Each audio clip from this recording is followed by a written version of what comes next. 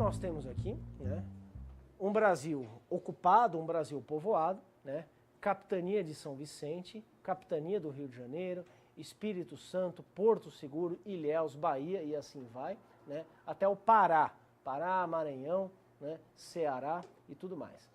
Este Brasil, né, que tem aí em 1808 por volta de 3 milhões de habitantes, este daqui, né, é um Brasil que pode ser cartografado, mesmo que a cartografia não seja brilhante, desse modo: Brasil, interior of the country, very imperfectly known. Brasil, interior do país, muito mal conhecido. Very imperfectly known. Muito desconhecido. É uma mancha enorme que está dentro do Brasil, ainda em 1808. Bem, no século XVIII, então, dizia eu, os impérios ibéricos se mobilizam para estabelecer limites entre esses territórios.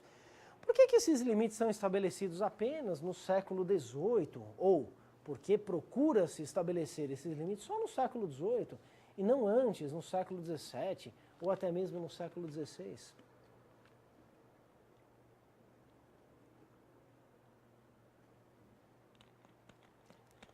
Basicamente porque não havia necessidade de estabelecer esses limites.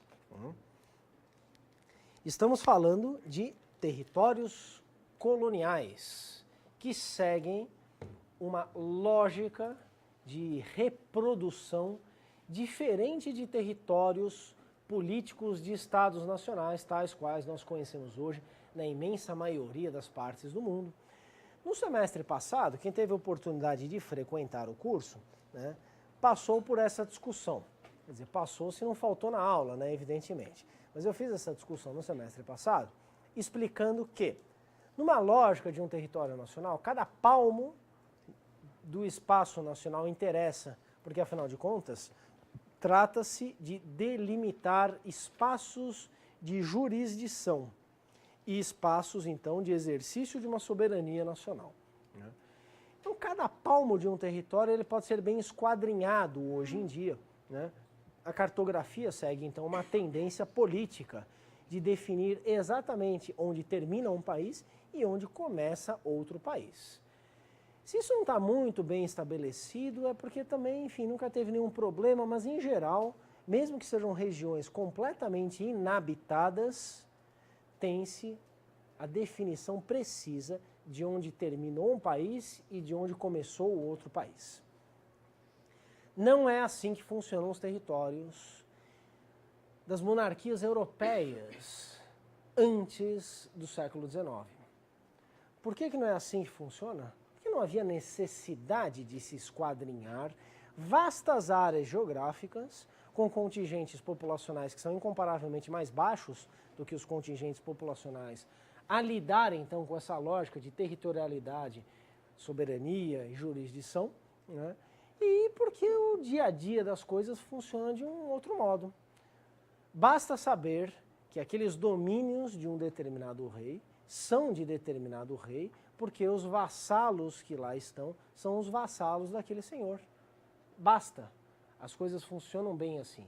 Há, portanto, uma grande transitoriedade desses territórios, a pertencerem ora ao Império ou à monarquia Habsburgo, depois às Províncias Unidas dos Países Baixos, depois, enfim, quer dizer, essas coisas podem mudar, né, muito rapidamente de pertencimento a esses territórios, a depender de acordos diplomáticos, a depender de guerras, a depender, enfim, de dispositivos dessa política europeia da Idade Moderna.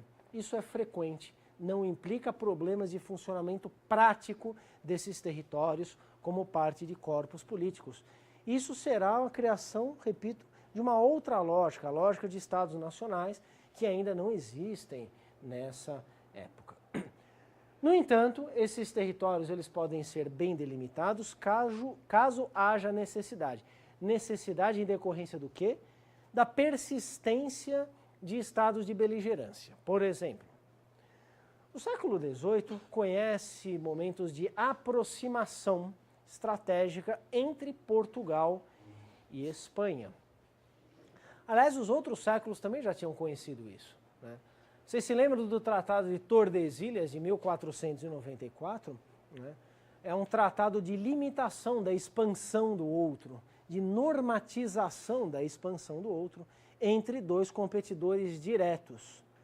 Portugal e Espanha também são competidores diretos nesse século XVIII, mas em posições comparativamente mais subalternas do que as que tinham ocupado lá no século XV, né, no século XVI principalmente, né.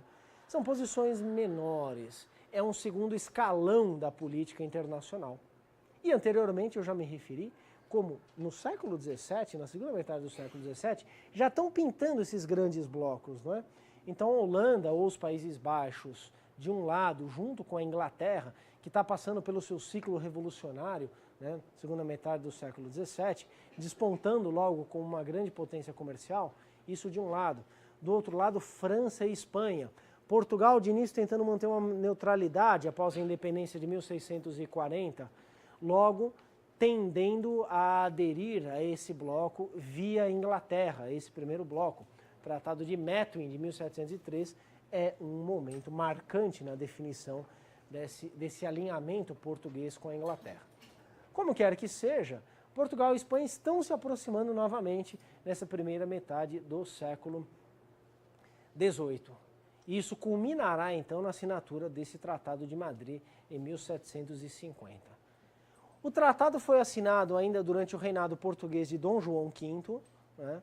Mas no mesmo ano, Dom João V morre e é sucedido por seu filho Dom José I. Né?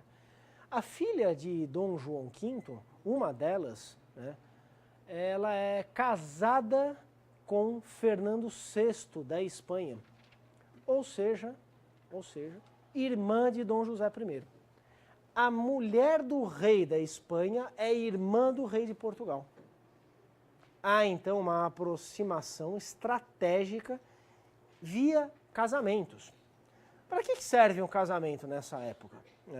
Ele serve para algumas coisas. Eventualmente ele pode servir para a realização de elevados sentimentos amorosos, que não obstante costumam ser raros entre gente representante dessa alta política. Porque é um desperdício em se tratando de rei, rainha, príncipe e princesa, casar por amor. As pessoas casam por interesse, né? Lógico, então peraí minha filha, você vai casar com, enfim, um príncipe da Espanha, porque a gente precisa se aproximar da Espanha, pronto, tá tudo bem, é assim que se faz, né? Tem a questão do dote também, mas aqui a gente está falando de um instrumento típico da diplomacia europeia da Idade Moderna, a utilização dos casamentos para definição de alianças políticas. É precisamente isso que aconteceu. O Tratado de Madrid, para resumir então essa realização, estabeleceu um princípio do uti possidetis. As terras deveriam ser formalmente posse de quem já as possuísse. Em linhas gerais, esse é um princípio ativado aí no Tratado de Madrid. Estamos falando então desses territórios que ninguém sabe exatamente o que são. Mas estabelecia uma troca, uma permuta que não seguia propriamente esse princípio. A colônia do Sacramento, então, seria definitivamente possessão espanhola. Os portugueses, em compensação, teriam os 7 povos das missões. Né? Uma região dessas missões jesuítas, nessa fronteira entre a América Portuguesa e a América Espanhola, né? O atual Rio Grande do Sul, uma parte da Argentina, é aquela fronteira ali. A permuta, então, seria dos 7 povos das missões pela colônia do Sacramento. Né? O resto, uti possidetis, estabelecimento de comissões de demarcação de limites. Esses limites, então, eles vão ser demarcados porque essa indeterminação está afetando a posição desses dois competidores no cenário internacional e na condição de aliados estratégicos. A necessidade, então, surge de um interesse político. É disso que nós estamos falando. Há que se ressaltar aqui, pessoal, a ativação de um dispositivo importante. Eu me referi na aula passada ao fato de que as colônias, invariavelmente, se constituem em teatros nos quais se desdobram cenas, né, de uma peça definida lá na Europa. Né? Os conflitos europeus, eles se desdobram em espaços coloniais. É muito frequente que isso ocorra. Então, conflitos europeus que na colônia têm as suas feições próprias, como uma espécie de prolongamento do que foi definido na Europa. Aqui nós temos uma situação que é quase que a inversa. Os territórios coloniais também são capazes de pautar decisões políticas metropolitanas. Isso parece uma obviedade, mas é importante não reificarmos os espaços coloniais como se fossem simples desdobramentos dos espaços europeus metropolitanos. Esses espaços coloniais têm dinâmica própria. Não é completamente independente essa dinâmica, mas ela tem altos graus de autonomia, né?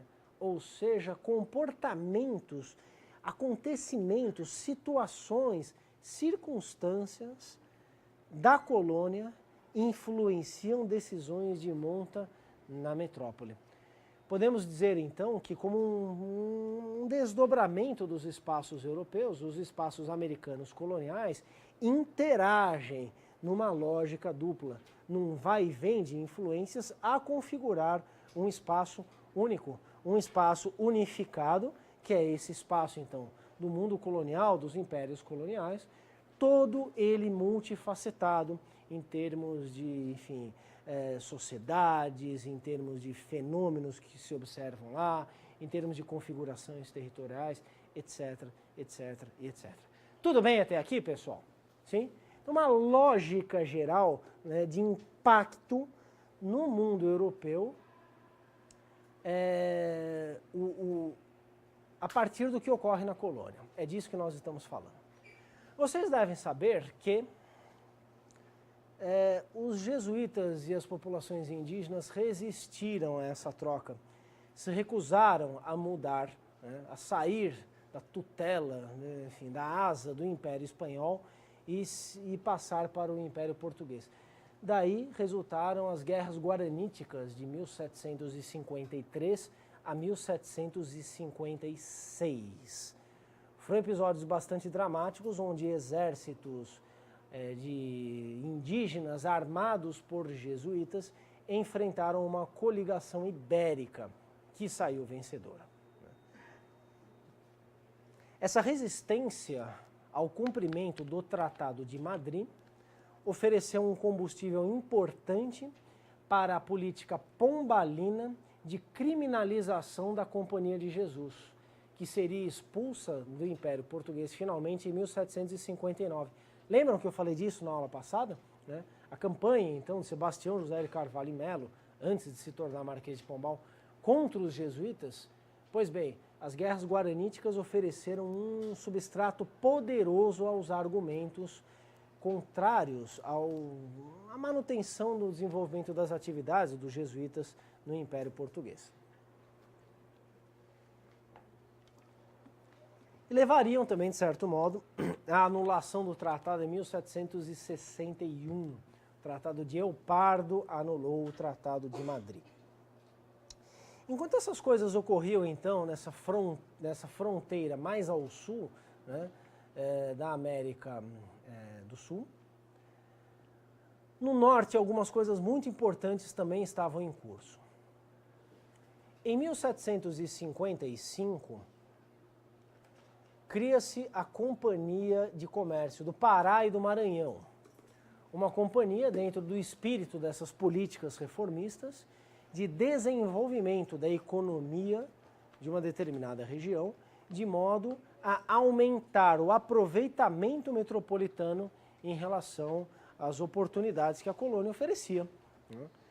A Companhia de Comércio ela é criada no mesmo dia, 6 de junho de 1755, em que foi estabelecida a liberdade das populações indígenas da Amazônia, Por que no mesmo dia? É uma perfeita complementariedade que foi explicada para outras situações, mas enfim, na sua definição original lá no século XVII, começo do século XVII, pelo Luiz Felipe de Alencastro, importante historiador, no seu livro Trato dos Viventes. Explica o Alencastro, né? A liberdade indígena, ela só pode existir como, enfim, uma realidade efetiva, né, quando a escravidão africana, via tráfico negreiro, vai bem. Ou seja, quando tem escravo africano suficiente, quando o tráfico está funcionando bem da África para o Brasil, pode-se falar em liberdade indígena, pode-se defender, pode-se de fato proibir o cativeiro indígena. Caso contrário, ou seja, se há algum estrangulamento do fornecimento de escravos africanos por algum motivo, né, a tendência é a amortização da defesa dos índios. Aí permite-se a escravização. Há então uma relação de perfeita complementaridade entre a escravidão africana e a liberdade, a não escravidão indígena. É o que se observa então em 1755.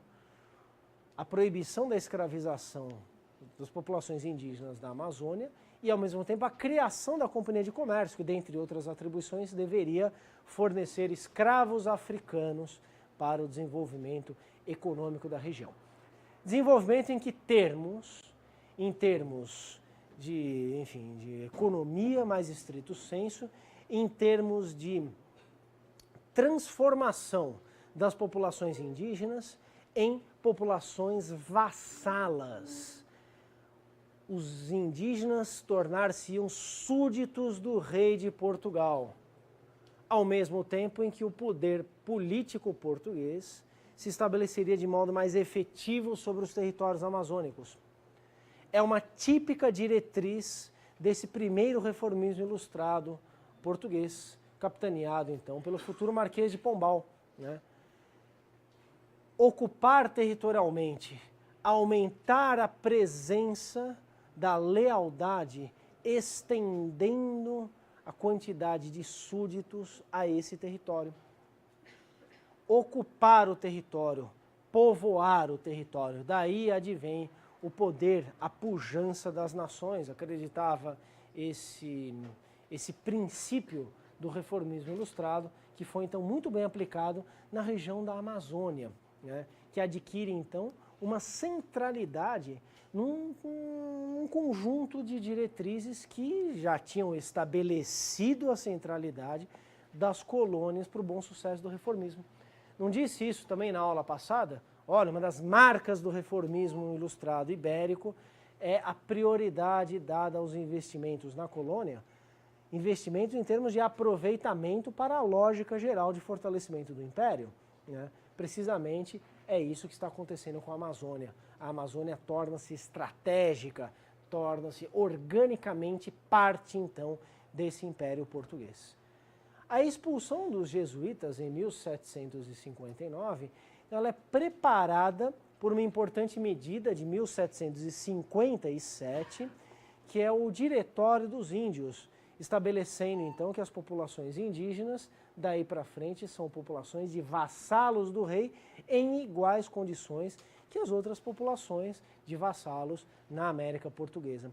O Diretório dos Índios, então, retira poder dos jesuítas na Amazônia. Ele é válido, né, para a região da Amazônia e ele então vai retirando esse poder que finalmente é extinto em 1759.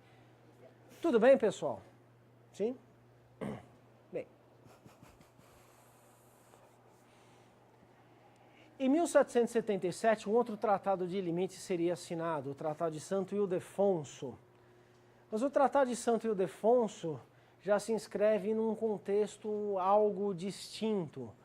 Aí as forças tendem a ser mais desfavoráveis para Portugal do que anteriormente. Embora nós percebamos, com a leitura do documento, que já já a gente vai analisar, né, que o governo de Dom José, o governo de Sebastião José de Carvalho e Melo, Marquês de Pombal, em 1769, né, só ele se torna o Marquês de Pombal, né, esse governo também diagnostica alguns problemas nesse tratado que tinha sido assinado alguns meses antes, ainda no reinado de Dom João V. Em suma, pessoal, há uma busca por um equilíbrio, né? E essa busca por um equilíbrio identifica, então, o competidor direto. O competidor direto de Portugal é a Espanha. Não é a Inglaterra, aliás, a Inglaterra é aliada, não é a França, não é a Holanda, que agora já está em declínio. É uma competição no segundo nível, né, da competição internacional geral. Essa é a competição mais direta. Inclusive porque esses territórios eles são contíguos, eles são limítrofes. A questão de limites no século XVIII, então, né, tipifica, né, a posição ocupada por Portugal e Espanha nesse cenário internacional, cria um conjunto de situações a alterar profundamente algumas realidades coloniais, como, por exemplo, a realidade amazônica, a realidade, enfim, do Rio da Prata para o norte, essas realidades de zonas fronteiriças, a impactar também as políticas metropolitanas. Afinal de contas, essas políticas, tanto as espanholas quanto as portuguesas, tinham estabelecido a centralidade das possessões ultramarinas para o desenvolvimento dessa tarefa de fortalecimento geral dos impérios. Tudo bem, pessoal? Uma última coisa a ser dita. Tradicionalmente, alguns imaginários relativos às zonas de fronteira costumam povoar nossas cabeças, não é verdade? Tem um bom filme aí que eu recomendo que vocês assistam, chamado A Missão, né, que é uma reconstituição histórica muito bem feita, tal, dessas guerras guaraníticas, né, desses episódios envolvendo então, a resistência dos jesuítas e dos indígenas ao cumprimento do Tratado de Madrid. Mas muito mais poderoso em termos de fronteira, sem dúvida nenhuma, são aquelas imagens veiculadas, exportadas pelo cinema norte-americano, filme de faroeste, né? Aquela coisa, enfim, de índio Apache, Comanche, Sioux, né? Enfim, quando eu era criança existia um brinquedo chamado Forte Apache, politicamente deplorável, né? Hoje seria banido, imagina. O Forte Apache era um brinquedo, você tinha lá o forte, né? Tinha lá os soldados norte-americanos e tinha uns índiozinhos que você tinha que matar, né? Então você brincava de matar índio, né? Com os bonequinhos e tal. Um típico produto de exportação dessa ideologia norte-americana, né? Em torno da fronteira e tudo mais. Produziu uma enormidade de filmes e até mesmo um gênero cinematográfico, né? Esse western, que tem coisas boas, mas que no geral, claro, é carregado, né, de uma ideia de heroicidade da expansão territorial norte-americana do século XIX, né, que tem como complemento necessário a selvageria, a inferioridade, né, o barbarismo das populações indígenas que, enfim, habitavam esses territórios e que tiveram que ser eliminadas fisicamente, diz essa versão ideológica da história, para que a civilização pudesse prosperar.